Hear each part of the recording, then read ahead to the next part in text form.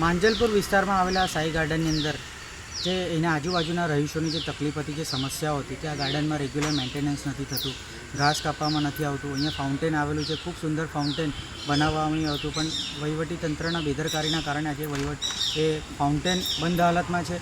આ ગાર્ડનની તમે જુઓ તો કે અહીંયા કચરાના ઢગલાઓ છે, મેન્ટેનન્સ નથી થતું, જે જોખમી વૃક્ષો છે એની રેગ્યુલર ટ્રીમિંગ નથી થતી, જે ઝાડો મોટા થઈ ગયા છે એનું ટ્રીમિંગ નથી થતું, અહીંયા કોઈ સુવિચારના કોઈ બોર્ડ નથી લાગેલા, ગાર્ડનનું જે આવું જે નામ એ પણ એનો પણ બોર્ડ નથી.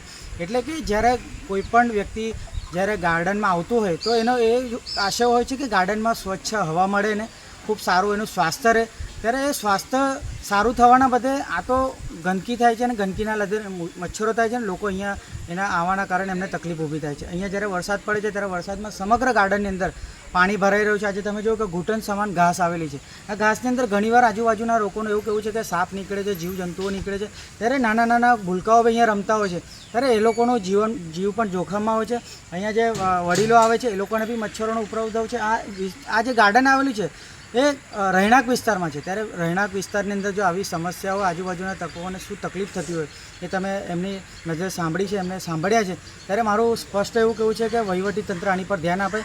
આ વિસ્તાર માંજલપુર વિસ્તારના 4 કોર્પોરેટર છે. અહીંના લોકોએ 4 કોર્પોરેટરને ચૂંટીને જ્યારે આપ્યા હોય ભાજપના, ત્યારે એ લોકોની જવાબદારી બનતી હોય કે તમે લોકોની સુવિધામાં વધારો કરવાનો. પણ અહીંયા સુવિધા નથી, પણ અસુવિધા થઈ રહી છે. અને અહીંના જે સુપરવાઇઝર છે, જે સુધીરભાઈ કરીને છે, નામ જો કહું છું, એમનું એવું કહું છે કે અહીંના સ્થાનિક કોર્પોરેટરનું તમે સૂચન લઈને આવો ત્યારે જ અમે કામ કરીશું. તો સુધીરભાઈને હું કહેવા માગું છું કે શું સુધીરભાઈ તમે કોર્પોરેટરના પગારના આશય પર છો?